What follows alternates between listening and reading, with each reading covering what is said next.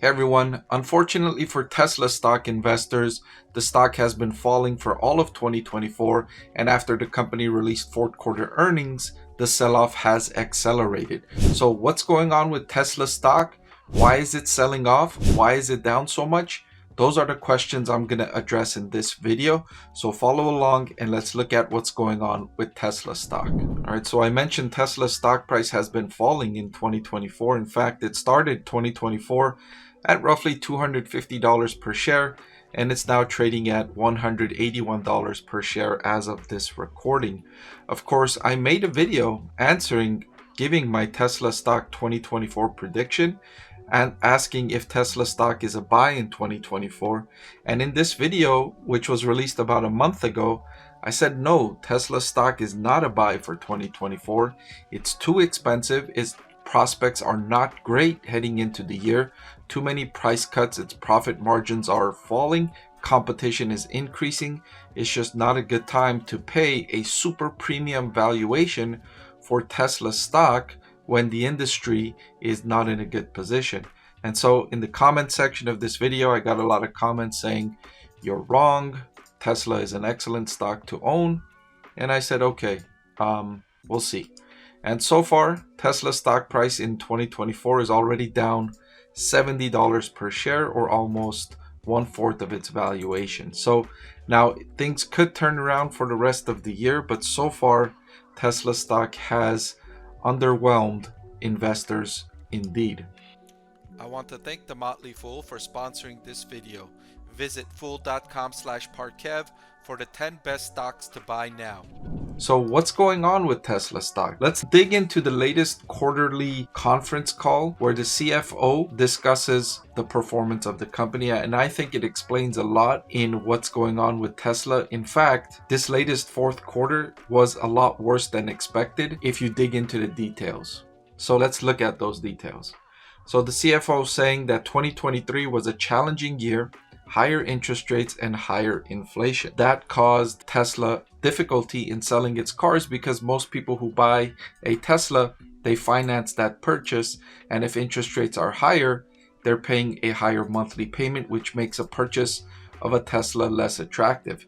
Notably missing in 2023 being a challenging year is talk of competition. I'm surprised that they're not mentioning competition here. I think competition is the main reason why Tesla struggled in 2023 and why Tesla will continue to struggle in 2024. There's simply so much supply coming on the market that it outweighs the increase in demand for EV purchases. In China alone, there's going to be 100 new models released in 2024.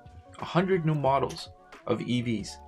That's not even counting all the new models coming out in the US and all of the increasing production of existing models happening worldwide. There's just so much competition, so much supply, and that's hurting the supply-demand balance, which is why Tesla needed to cut prices so many times in 2023. And I don't know if they will cut prices again in 2024, but I think they made a prudent decision to lower expectations in terms of production for 2024, so they won't have to cut prices so much to meet the higher production. They can now better balance production with profits in 2024 because they won't be working so hard to increase unit supply. So that's something that I was happy to see in terms of a business decision from Tesla. So the CFO saying that in their vehicle business, we continue to see improvements in their per unit cost despite us being in the early phase of the Cybertruck era. So they're starting production with the Cybertruck, starting deliveries, but as they ramp up, the Cybertruck will not be profitable in 2024. So it's going to hurt their profit margins as they increase production to try and get to a scale where it will contribute to profitability, which Elon Musk has said will start to happen in 2025. The CFO saying predicting auto gross margins is extremely challenging since there are many moving parts. This again, I thought was a prudent statement from the CFO by saying that we don't know where gross profit margins are going to be. That gives the company flexibility.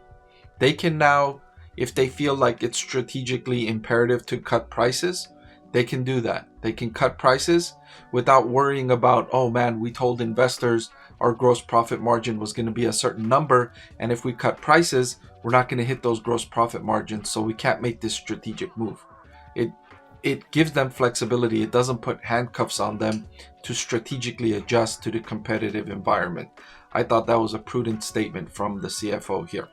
He continues to say, while the teams are focused on cost reductions, we are approaching the limits within our current platforms. And this is one of the things why I note that this quarter was worse than expected, because the CFO is saying, like, we've made so much improvement in lowering our cost of production that we've pretty much hit the limit, meaning there is no more room to lower our unit cost. And so if we are to cut prices on cars, our unit cost is going to still stay relatively flat, and so our gross profit margin is going to fall even more because we're not going to improve on the cost per unit as we increase the number of units. That's why it's even more bad news coming out of the quarterly conference call, because they've made great improvements throughout 2023 on the cost side. Even though they lowered prices significantly, the improvements in reducing the cost per unit helped offset some of those decreases. If they didn't do that, their gross profit margins, although they did fall considerably in 2023, they would have fell even more. And so 2024 could be that year where if they decrease prices, if they need to decrease prices or choose to decrease prices, their gross profit margin could fall much more than it did in 2023, because there's not that much room left to lower the unit cost.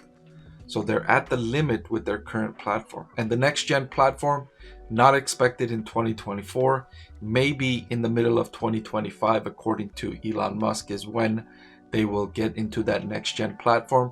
And even Elon Musk admitted that he's often optimistic with his timelines.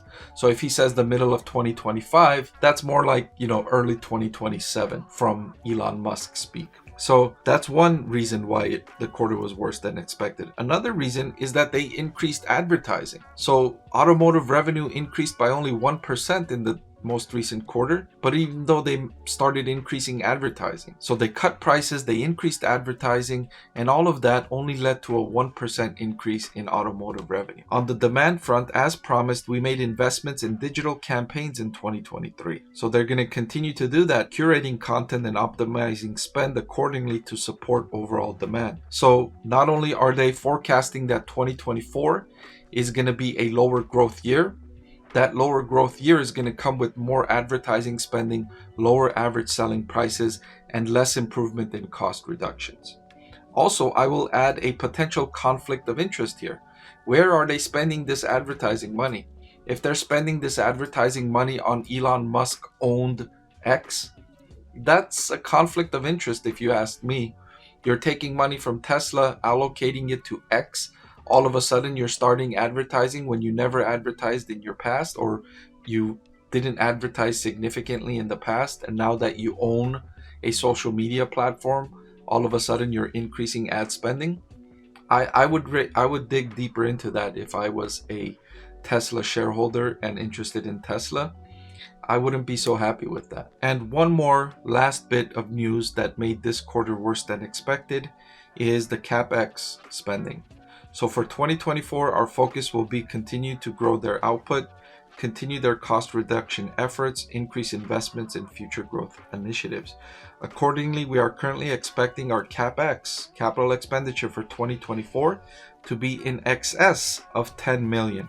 And this is a typo here. This should be 10 billion. Tesla spends in the billions in capital expenditures, not in the millions. So in excess of 10 billion.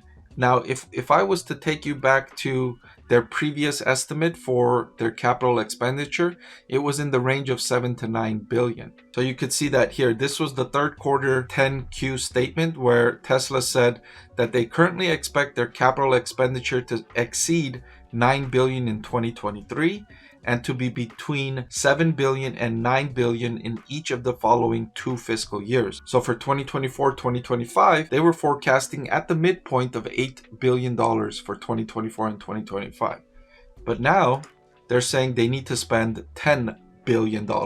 So $2 billion more, or 25% more spending for capital expenditure for 2024. So another reason why Tesla's quarter was a lot worse than expected for Tesla stock investors. And you can understand why the stock price is down by more than double digits following the developments in the quarter. Before I let you go, let me tell you about the greatest deal on YouTube. With just a click of a button, you can get free financial analysis from a professor with decades of investing experience. So what are you waiting for? Hit that subscribe button, and I'll see you again soon.